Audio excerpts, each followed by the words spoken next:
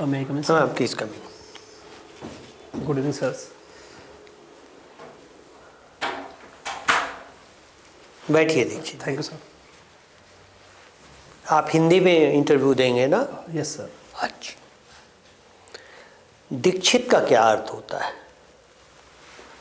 Sir Dixit मतलब होता है दीक्षा देने वाला। दीक्षा देने वाला या जिसको दीक्षा दी गई हो? दीक्षा देने वाला दीक्षक हो गया। Yes sir. चलिए ठीक है। आप रायबरेली से आते हैं। यस रायबरेली में भी एमपी कौन है? सर, राहुल गांधी। राहुल गांधी है। तो रायबरेली में उद्योगों के, रायबरेली का प्रमुख उद्योग क्या है? सर रायबरेली में हैंडीक्राफ्ट एंड अभी rail coach factory, modern rail coach factory बनी है। हाँ। तो उसकी वजह से डेवलपमेंट हुआ है। और ओडीओपी क्या है रायबरेली का? सर वो हैंडीक्राफ्ट से रिलेटेड है। अच्छा, अब आप हमें संक्षेप में बताइए यस सर। कि अमित कुमार दीक्षित कौन है, उनका व्यक्तित्व क्या है? जो यहाँ नहीं लिखा, ये तो हम जानते हैं कि आपका जन्म कहाँ हुआ, कब हुआ है।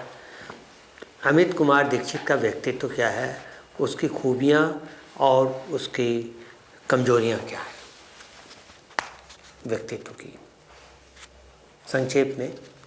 सर अमित कुमार दीक्षित बेसिकली एक ऐसा व्यक्ति है जो ह्यूमैनिटी यानी कि मानवता के बारे में सोचता है और वो ये चाहता है कि लास्ट माइल डिलीवरी तक चीज़ें पहुँचे, जो अच्छा। गांधी जी का भी सपना था कि कोई भी इंसान, कोई भी व्यक्ति वो अछूता ना रहे किसी भी सर्विस से, या वो देश की जो मुख्य धारा में जुड़ा हुआ अपने आप को पाए। अच्छा ठीक है। और कोई खामी आपके व्यक्तित्व में जो आपको नज़र आती हो? यस सर, खामियां हैं सर मेरे अंदर कि जैसे मैं एक इमोशनल इंसान हूँ, तो कभी कभी लोग इसका फ़ायदा भी उठा लेते हैं कि जैसे चीज़ कुछ और होती है और मुझसे बोल के कुछ और करवा लिया। इस emotional blackmailing type? Emotional blackmailing type, yes. अच्छा, आपने बीटेक किया है सिविल से? यस जालंधर से? यस और उसके बाद आप 3 जगह टीचर रहे हैं। Yes sir. लास्ट आप जून 23 से जून 24 तक, साल भर आप अवनी सानवी विद्या मंदिर शिमला। Yes sir. क्या पढ़ाते थे आप? सर मैं फिजिक्स पढ़ाता था IIT JEE नीट और बोर्ड के बच्चों को। अच्छा, उसके बाद आपने फिर तैयारी करने के लिए छोड़ दिया? सर एक्चुअली मेरा प्रीलिम्स हो गया था। हाँ। मैंने प्रीलिम्स का मैंने एग्ज़ाम दिया था। हाँ। तो मैंने नंबर मिलाए थे और मुझे लग रहा था कि मेरा हो जाएगा, इसलिए मैंने छोड़ दिया। चलिए ठीक है।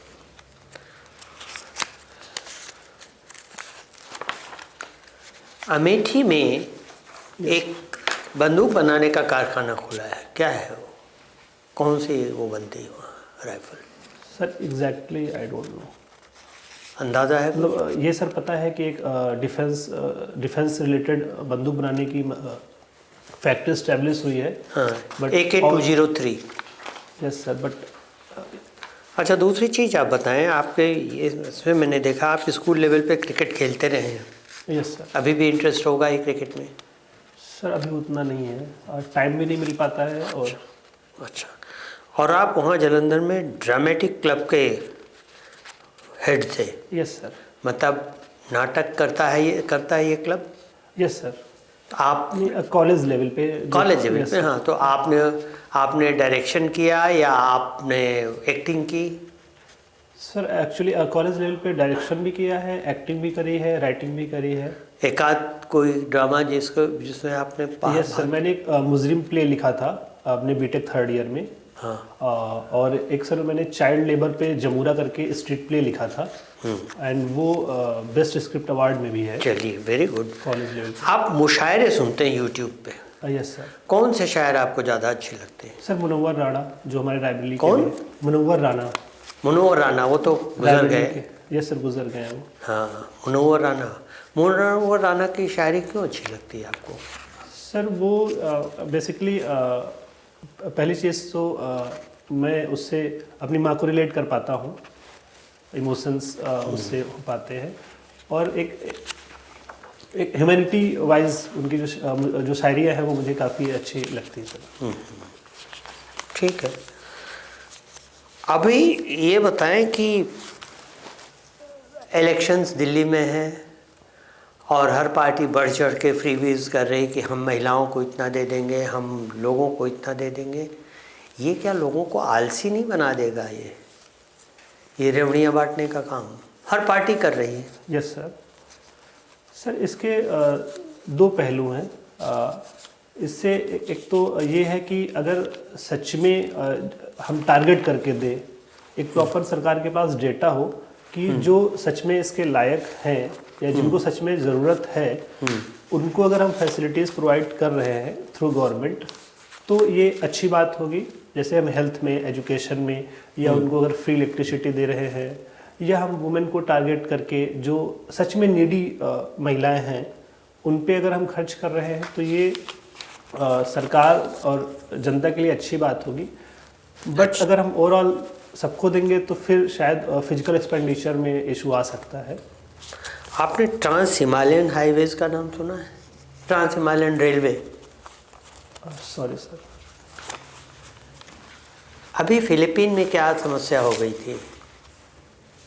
सर मुझे नहीं पता। साउथ कोरिया में? साउथ कोरिया में सर मैं रिकॉल नहीं कर पा रहा हूँ। अच्छा, कोई बात नहीं। अभी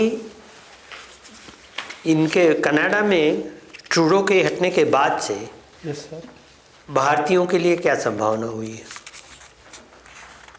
सर हम लोग इंडियन जो फॉरेन पॉलिसी है डिप्लोमेसी एंड डायलॉग पे डिपेंड कर रही है।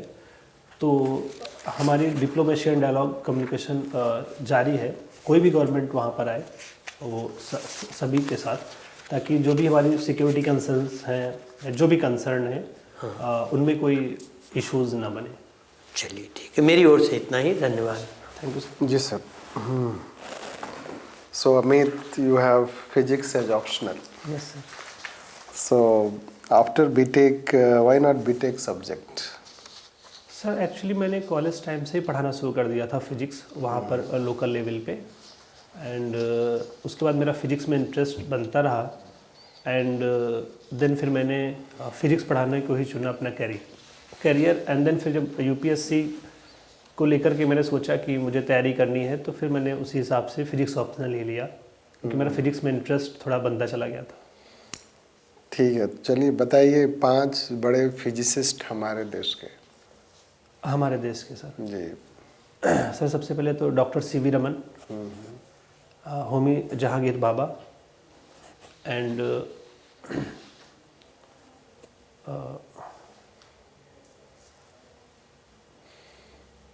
सर अभी मैं 2 ही रिकॉल कर पा रहा हूँ। विक्रम साराभाई। Yes sir. राष्ट्रपति महोदय एपीजे अब्दुल कलाम। कलाम साहब, हाँ रिकॉल नहीं कर पा रहा था सर मैं। ठीक है, अच्छा ये बताइए कि फिजिक्स में आजकल जो यूज होता है खासकर टेक्नोलॉजी के फील्ड में, यस सर, तो न्यूरल नेटवर्क्स क्या होता है? न्यूरल नेटवर्क सर जैसे अभी 2024 में ही नोबेल प्राइज़ मिला है आर्टिफिशियल न्यूरल नेटवर्क पर। तो जैसे ह्यूमन ब्रेन होता है, उसमें नर्व्स होती हैं, तो वो जैसे इंटरकनेक्टेड है कि भाई जो भी मैसेज वहाँ के थ्रू जो भी जाता है, जो भी डेटा जाता है, उसी हिसाब से ये आर्टिफिशियल न्यूरल नेटवर्क को सिमुलेट किया गया है, डिज़ाइन किया गया है, ताकि डेटा एनालिसिस में और ताकि टेक्नोलॉजी को और एडवांस हम कर पाए। तो इसका यूज क्या है बताइए? सर इसके डिफरेंट यूजेस हैं। जैसे हम आजकल जो भी टेक्नोलॉजी है उसके लिए सबसे ज़रूरी चीज़ है डेटा एनालिसिस, कि जो भी हमारे पास डेटा है, जितना भी डेटा है हमारे पास, उसको हम प्रॉपर एनालाइज कर पा रहे हैं या नहीं कर पा रहे हैं। जैसे आज चैट जीपीटी है या गूगल क्या आप ये न्यूरल नेटवर्क्स ड्रॉ कर सकते हैं? सर मैं ट्राई कर सकता हूँ। दीजिए। सर मैं ले लेता हूँ।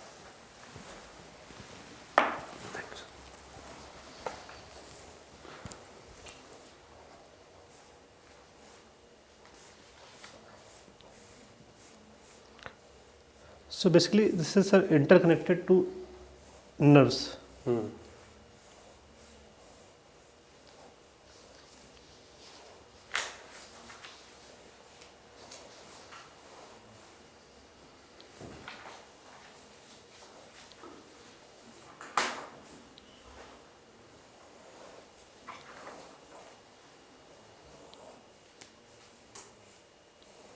Sir, like this. Yes. This look like an operations chart. Artificial intelligence में इंडिया का पोजीशन बताइए। सर इंडिया आर्टिफिशियल इंटेलिजेंस पे वर्क कर रहा है और जैसे अभी लास्ट ईयर हमारा यूएसए के साथ भी डील हुआ है आईसीईटी पे, information and critical emerging technology पे, ताकि हम अपनी टेक्नोलॉजी को और एडवांस कर पाएँ और जो भी इसके फ़ायदे हैं उसको हम भारत के मतलब भारत को दे पाएँ बेसिकली टेक्नोलॉजी के स्तर पर। चाहे आर्टिफिशियल इंटेलिजेंस के चैलेंजेस क्या है?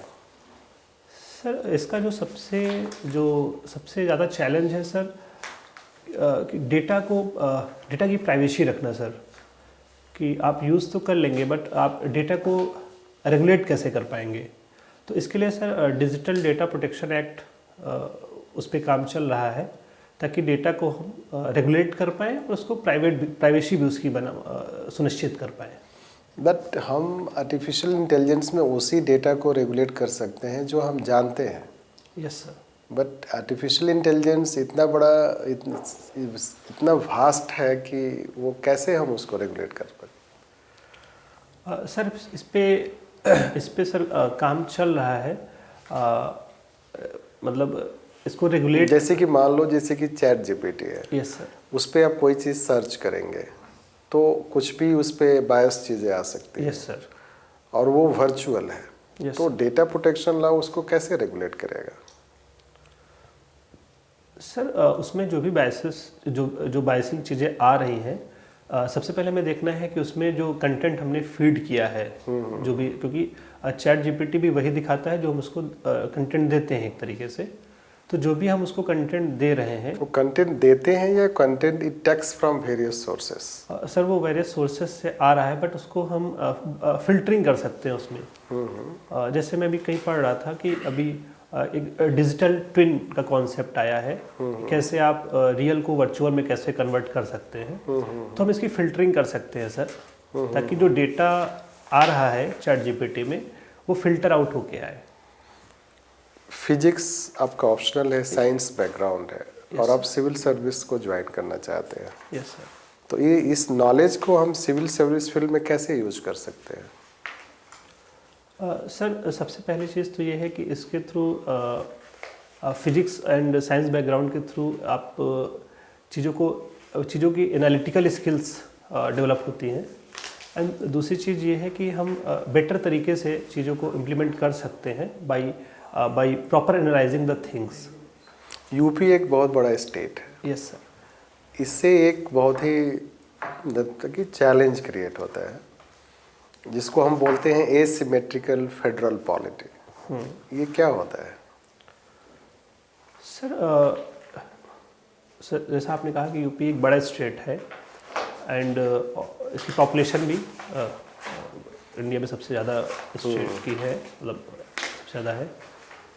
बट सर हमें ये भी देखना होगा कि अगर जैसे मान लो हम इसको नहीं, आप एसिमेट्रिकल से एसिमेट्रिकल फेडरल पॉलिटी को समझते हैं? सर मैं सोच सकता हूँ इस पर। एसिमेट्रिक फेडरल पॉलिटिक्स जो सर मैं सोच पा रहा हूँ वो ये है कि सेंटर एंड स्टेट के बीच में जो पावर डिवीज़न है वो एसिमेट्रिक है। उससे नहीं रिलेटेड है। यूपी के गवर्नेंस चैलेंजेस क्या है?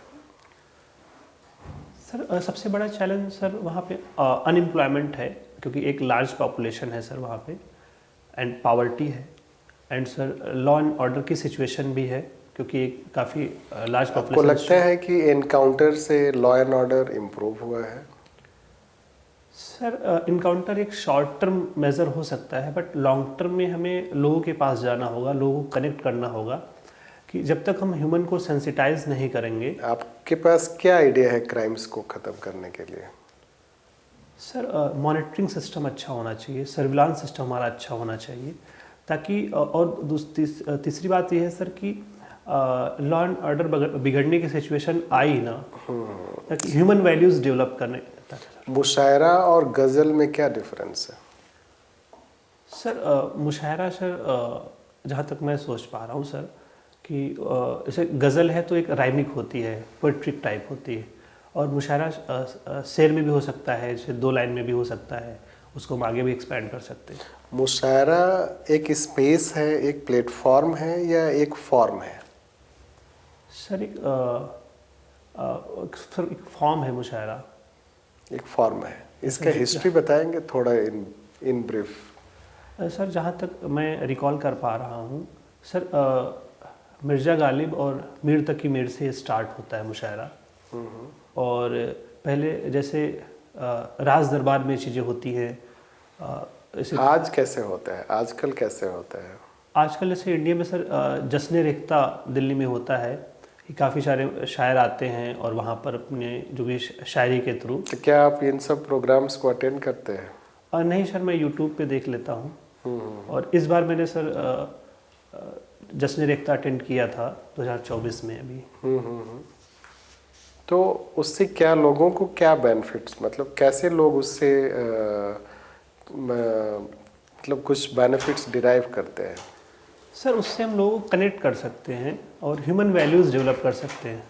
क्योंकि ह्यूमन वैल्यूज़ सर काफ़ी ज़रूरी है सोसाइटी के लिए। जैसे अभी लॉ एंड ऑर्डर पे बात चल रही थी, तो सर उससे मुशायरे के थ्रू हम एक वैल्यू इनकलकेट कर सकते हैं सोसाइटी में sir. Yes okay Amit. Deepak? Amit, yes sir. राजभाषा और राष्ट्रभाषा में क्या डिफरेंस होता है? सर राष्ट्रभाषा सर जो एक नेशन डिसाइड करता है कि जो लोग वहाँ पे रह रहे हैं तो उनका एक सिमेट्रिसिटी है कल्चर में या ज्योग्राफी में, तो वो नेशनल लैंग्वेज राष्ट्रभाषा हो जाएगी। एंड राजभाषा जो सर वहाँ पे सरकार है, और जो सरकार अपनी काम में जो भाषा लाना चाह रही है वो राजभाषा हो जाएगी। हमारे पास राजभाषा है फिर राष्ट्रभाषा है? सर अभी हमारे पास राजभाषा नहीं है। राजभाषा हमारे पास नहीं है? यस सर, मतलब डिफाइंड राजभाषा नहीं है। हमने इंग्लिश को सर 15 साल के लिए लिया था, पर उसको हम कंटिन्यू भी कर रहे हैं।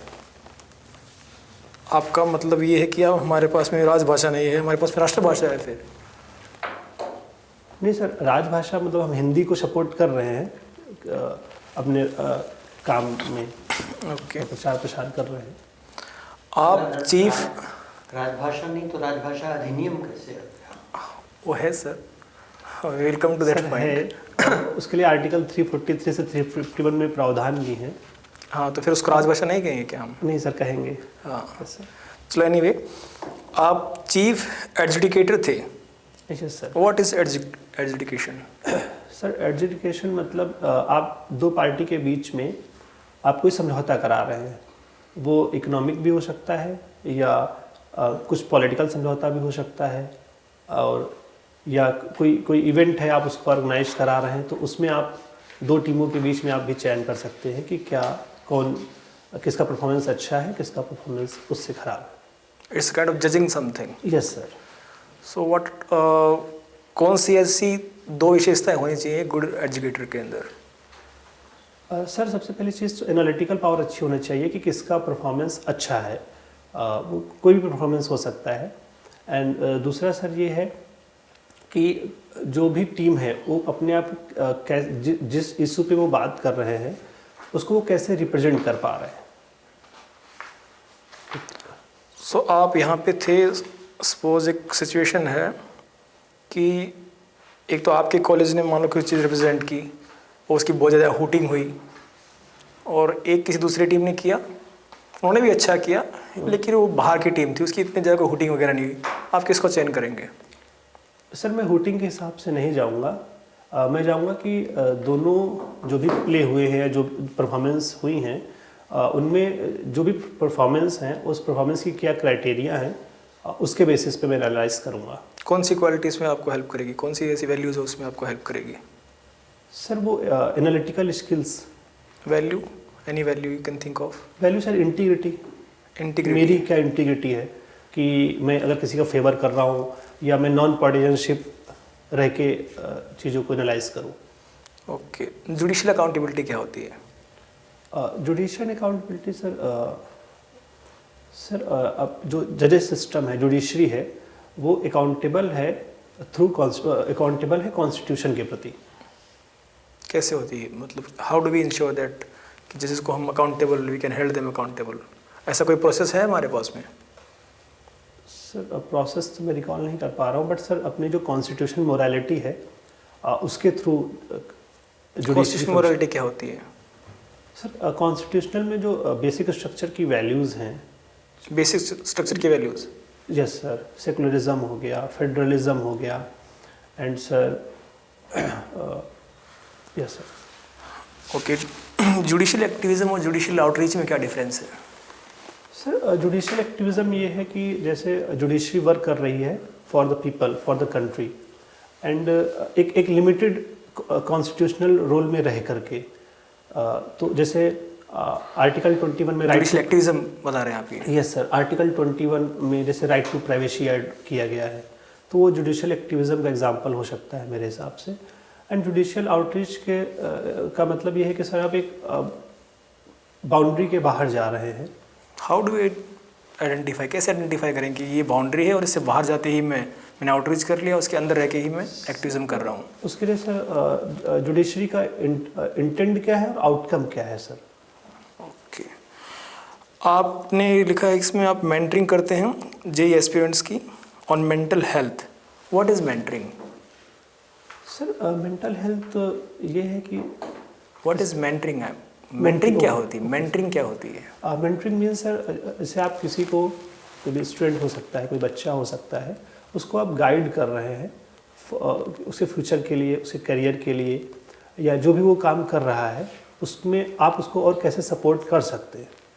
आपने तो लिखा mentoring on mental health. Yes sir, support मतलब उससे पढ़ाई के रिलेटेड। तो यहाँ पे सुटेबल वर्ड मेंटरिंग होना चाहिए या फिर काउंसलिंग होना चाहिए? नहीं सर, मेंटरिंग ही होना चाहिए। मेंटरिंग ही होना चाहिए। Are you sure about this? Yes sir. Okay, suppose मैं एक स्टूडेंट हूँ आपका। Yes sir. और आपके पास में आया हूँ और मैं बोला कि सर मैं बहुत परेशान हूँ, मेरे पापा मेरे को बोल रहे हैं कि आप पढ़ाई करो, आपको जेई क्रैक करना है, मेरा बिल्कुल मन नहीं लगता पढ़ाई के अंदर। आप कैसे मेरी मेंटरिंग करेंगे? सर सबसे पहले मैं ये देखूँगा कि मतलब आपके मतलब क्या थॉट प्रोसेस आपका उस समय क्या चल रहा है। क्योंकि कभी कभी क्या होता है सर, जैसे जो मैंने मेंटरिंग के थ्रू जो पाया है कि कभी कभी बच्चे की प्रॉब्लम केवल सुन लेने से ही बहुत सारी प्रॉब्लम अपने आप सॉल्व हो जाती है। मतलब अगर हम बच्चे की प्रॉब्लम को केवल लिसन कर लें तो बच्चा काफ़ी मैं आपके सामने हूँ। Yes sir. तो जैसे सर आप आए मेरे पास, तो आप सबसे पहले मैं पूछूंगा कि मेरा मन ही नहीं लगता पढ़ाई के अंदर, मेरे को नहीं करनी जेई, मेरे फादर मेरे को प्रेशराइज कर रहे हैं, this is the situation.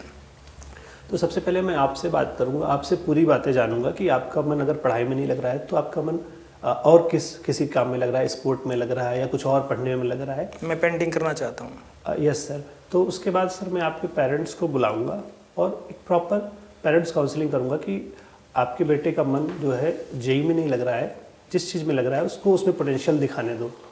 Okay. और फिर पेरेंट्स ना माने तो? मैं सर पूरा ट्राई करूंगा पेरेंट्स को मनाने का। आपने 3 जगह पे पढ़ाया है, टीचिंग किया है। Yes sir. टीचिंग को बोलते हैं कि it's a very noble profession. Yes. So which is the best profession? कौन सा है, सिविल सर्विसेज या फिर टीचिंग? सर टीचिंग को हम नोबल बेस्ट प्रोफेशन मान सकते हैं, क्योंकि टीचर ही है जो समाज में और लोगों को जनरेट करता है। वो कोई भी सेक्टर हो, एक टीचर ही, मतलब टीचर एक कैंडल लाइट की तरह होता है। वो जो रास्ता दिखाएगा स्टूडेंट उसी रास्ते पे जाते हैं। तो फिर तो आपको टीचर ही रहना चाहिए, क्यों फिर सर्विसेज में जा रहे हैं आप? नहीं सर, मतलब मैं अपने पोटेंशियल को और एक्सप्लोर करना चाहता हूँ, तो मैं इसलिए सिविल सर्विसेज की हाँ, पोटेंशियल एक्सप्लोर कहाँ पे होगा? आप तो इमोशनली आप ओवरबर्डन हो जाओगे, आप पहले इमोशनल हो, आप आपके ऊपर प्रेशर आएगा। इससे अच्छा कि टीचिंग कीजिए आप। नहीं सर, मैं इमोशनल को हैंडल कर सकता हूँ सर, और मैं इस पे काम भी कर रहा हूँ। कैसे काम कर रहे हैं इसके ऊपर आप? सर मैं चीज़ों को मतलब प्रॉपर एनालाइज कर रहा हूँ कि जो जिससे भी इमोशनल मतलब जैसे जो इमोशनल इंटेलिजेंस होता है एथिक्स में, उसके थ्रू कि इमोशंस को कैसे आप बैलेंस आउट कैसे कर रहे हो? तो मुझे पता है इमोशनल इंटेलिजेंस होता है, आप कैसे कर रहे हैं? चीज़ों को सर प्रॉपर एनालाइज करके कि इसके प्रोज क्या है, इसके कॉन्स क्या है। बहुत प्रेशर आ गया आपके ऊपर, बहुत कॉल आ रहे हैं मिनिस्टर्स के, आप हैंडल नहीं कर पा रहे हो, सीनियर्स के आ रहे हैं, and it's going against your integrity. उसमें सर मैं जो भी कॉन्स्टिट्यूशनल गाइडलाइंस होंगी उसके थ्रू मैं काम करूँगा, चाहे कोई भी प्रेशर आए। अमित, मेरे को बताइए, यस आप लिखते बहुत अच्छे हैं, आप राइटर क्यों नहीं बन जाते हैं फिर? सर मैं राइटिंग कॉलेज टाइम में मैं प्लेज और स्ट्रीट प्ले लिखता था। एज सच मैं प्रोफेशनल राइटर नहीं हूँ सर। ओके, सिर्फ ओके। मुशायरा और कवि सम्मेलन में क्या डिफरेंस है? सर जो मैं अंतर कर पा रहा हूँ कवि सम्मेलन में, उसमें हिंदी कविताएं वगैरह। उर्दू कविता नहीं बोल सकते उसके अंदर? उर्दू बोल सकता सर, एग्जैक्ट अभी नहीं मैं डिफ्रेंशिएट कर पा रहा हूँ। ओके। अभी आपने एक इवेंट का नाम लिया, जश्न रेख्ता। Yes sir. हाँ, जश्न रेख्ता। उसका ऑर्गेनाइजर कौन था उस इवेंट का? सर ये मैंने नहीं देखा। ऑब्जेक्टिव क्या है उस? सर ऑब्जेक्टिव था कि अलग अलग शायर को बुला के और शायरी करवाना। ये ऑब्जेक्टिव था उस मुशायरे का? Are you sure about this? नहीं सर, मतलब ऑब्जेक्टिव तो ये नहीं था। जश्न रेख्ता का ऑब्जेक्टिव ये है कि जो भी उर्दू साहित्यकार हैं उनको और मतलब उस पर वर्क करके एंड उसको और प्रसार करवाना, लोगों तक पहुंचाना। 3 फेमस पर्सनैलिटी जो उस दौरान उस इवेंट में, उनका नाम बताइए। सर एक ताहिर फराज, और एक सर पॉपुलर मेरठी, और एक Sameem Abbas. Thank you Amit. Thank you sir. Okay. मैं छोटा ही रखूँगा। थर्मोडायनेमिक्स के बारे में कुछ बताइए। सर थर्मोडायनेमिक्स एक सिस्टम है जहाँ पर हम प्रेशर, वॉल्यूम एंड टेम्परेचर के बारे में डिस्कस करते हैं। आपने कांग्रेस के फाउंडेशन के बारे में पढ़ा होगा। Yes sir. वहाँ पर एक थ्योरी ऑफ सेफ्टी वेल्व आती है। Yes sir. क्या कहना चाहती है theory? Theory of safety valve ना सर, उसमें ये था कि कांग्रेस ये जो एस्टेब्लिशमेंट हुआ था उसमें था कि कांग्रेस ब्रिटिश सरकार जो है कांग्रेस को एक सेफ्टी वॉल्व की तरह यूज़ करना चाहती थी ताकि जो अग्रेशन हो वो कम हो इंडिया में, उसको काउंटर बैलेंस कर सके सर। कोई एनालॉजी से किसी इक्विपमेंट के, किसी इंस्ट्रूमेंट के समझा सकते हो?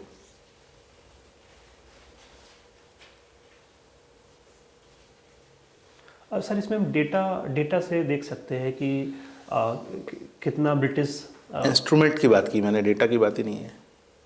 Sorry sir. India was appearing like a pressure cooker where the pressure was that of masses, और अंग्रेज़ नहीं चाहते थे कि दोबारा 1857 जैसी कोई स्थिति आए। तो मासेस को उनके रिप्रेजेंटेटिव्स के ज़रिए एक प्लेटफॉर्म मिले ताकि एक आउटलेट मिल सके। किसको? वो जो प्रेशर बिल्टअप हो रहा है उसको। कुकर में सेफ्टी वेल्व होता है ना। yes, sir. आजकल एक नहीं 2 आते हैं। Yes sir. तो किस लिए होता है वो? प्रेशर को रिलीज़ करने के लिए, अगर खासकर अगर ज़्यादा बिल्डअप हो जाए तो, yes, sir. ताकि कोई मिसहैप ना हो। वही सेफ्टी वेल्व थोड़ी है। रिसेंटली सुप्रीम कोर्ट ने एक रूलिंग दी है। बहुत सारी जनहित याचिकाएँ आई हैं। एक जनहित याचिका थी जो भी है कि सोशलिस्ट और सेक्युलर जो शब्द हैं वो 42nd अमेंडमेंट के तहत 42वां जो संशोधन है उसके साथ जोड़े गए। मतलब ये ओरिजिनल कॉन्स्टिट्यूशन में ये वर्ड्स नहीं थे प्रेम्बल में, तो बेसिक स्ट्रक्चर का हिस्सा नहीं माना जाना चाहिए। लेकिन सुप्रीम कोर्ट ने इस को खारिज किया और कहा कि they are here to stay.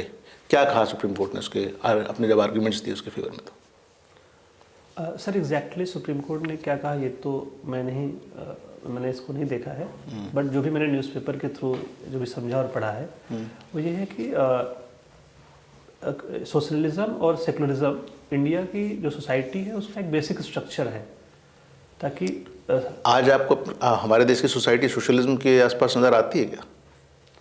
Sir society में नो डाउट बहुत सारी प्रॉब्लम्स हैं, बट इंडिया में सोशल कोहेजन है सर। सोशलिज्म का वो मतलब होता है, चलिए आगे बढ़ते हैं। रायबरेली से आप आते हैं। रायबरेली में डेवलपमेंट का स्तर, विकास का स्तर क्या है? सर बीते 15-20 सालों में सर डेवलपमेंट, मैं ये तो नहीं कहूँगा कि बहुत ज़्यादा तेज़ी से हुआ है, बट जैसे एम्स रायबरेली आया है and rail coach factory Raebareli में है, national institute of fashion technology है, राजीव गांधी विमानन एविएशन अथॉरिटी। फिर लोग क्यों कहते हैं कि रायबरेली अमेठी जो इलाका है पिछड़ा रह गया? सर एक्चुअली वहाँ पे अगर जॉब भी क्रिएट हुई हैं तो सबको नहीं मिली हैं, कुछ एक सेक्शन को या कुछ ही जॉब जैसे क्रिएट हुई हैं तो उन्हीं को मिल पाया है। तो एक लार्ज स्केल पे भी इंडस्ट्रियल डेवलपमेंट नहीं हुआ है सर वहाँ पे। आपने शिमला में भी अभी काम किया है, रिसेंटली जून में छोड़ा है आपने, राइट? संजौली में आप रहे हैं। Yes sir. वहाँ पर एक इंस्टीट्यूट ऑफ एडवांस स्टडीज़ करके है, यस सर, मैंने सुना है। सुना है? जानते नहीं इसके बारे में? सर मैं गया नहीं हूँ sir. It's a very important structure place. उसका ब्रिटिश रूल टाइम में भी सिग्निफिकेंस है, आज भी सिग्निफिकेंस है। क्या सिग्निफिकेंस है? सर मैंने विजिट नहीं किया है तो मेरे जानकारी। It was Shimla was the summer capital, yes sir. है ना, of Britishers, and it served as the residence of the viceroy. Yes sir. और आज क्या करते हैं उसमें? वहाँ पर लाइब्रेरी है, म्यूजियम टाइप का बनाया हुआ है, रिसर्च इंस्टीट्यूट की तरह भी उसका इस्तेमाल होता है। Okay sir, I will look upon it. तो पता होना चाहिए आपको। Yes sir. हाँ, चलिए, गज़ल और शेर, यस। इनमें क्या संबंध है? गज़ल सर राइमिंग होती है। मैंने पूछा संबंध क्या है, वो तो संबंध rhyming अच्छा तो- क्या है? राइमिंग तो शेर जो कहे जाते हैं उनमें भी होती है। Sorry sir. संबंध क्या है सर? सर गज़ल और शेर के दोनों के अगर हम कॉम्बिनेशन से देखें तो हम ह्यूमन इमोशन को मतलब उजागर कर सकते हैं दोनों के थ्रू। बेसिक कॉन्सेप्ट ये है Yes, कि 10-12 शेर मिलकर एक गज़ल बनती है, Yes, और उनको म्यूजिकल तरीके से प्रेजेंट किया जाता है। Okay sir. क्या समझे? यस। ये संबंध है। आपने एक शब्द का प्रयोग किया था, जम्बूरे। जमूरा। जमूरा कोई वर्ड नहीं है। Okay. जमूरे एक अंग्रेजी शब्द है, क्या मतलब है इसका? सर जो मैंने जमूरे यूज़ किया था वो सर एक मदारी को रिप्रेजेंट करने के लिए यूज़ किया था। वो मदारी जमूरा नहीं होता, वो जो क्राउड होती है जो चीयर कर रही होती है उसको जमूरे कहा जाता है। Gathering of a crowd is called जमूरे। यही मैं जानना चाहता था आपसे। आजकल वो इस्तेमाल करते हैं उस लड़के के लिए जिसको वो जादू खेल कर रहे होते हैं, Yes. प्रॉप की तरह यूज़ कर रहे होते हैं। चलिए, एक आखिरी सवाल अब मेरा। Okay sir. ट्रंप का री-इलेक्शन हुआ है, he is going to take oath, वो है ना, शपथ लेने वाले हैं अभी Yes, sir. दोबारा से राष्ट्रपति के तौर पर अमेरिका के। तो कई लोग बैकडोर से ये कोशिश कर रहे हैं, हेड ऑफ द स्टेट्स, कि उनको इनविटेशन मिले उस सेरेमनी में। किसी को इनविटेशन दिया था, उन्होंने डिनाई कर दिया। क्या कहानी है? ट्रंप ने किसको इनविटेशन दिया था और डिनायल हो गया उसका? सर नहीं मालूम? Yes sir. Chinese president Xi Jinping. Okay sir, I will look upon it sir. अच्छा, मोदी जी को मिला इनविटेशन? सर मिला ही होगा, मतलब मैं से मिला ही होगा क्या मतलब? पता होना चाहिए। India is an important country, is a good partner, तो ऑब्वियस सी बात है कि मिलना चाहिए। पर जहाँ तक जानकारी अभी कोई इनविटेशन नहीं मिला है। सर मेरी जानकारी में अभी तक ऐसा कुछ। ठीक है, ओके, थैंक यू।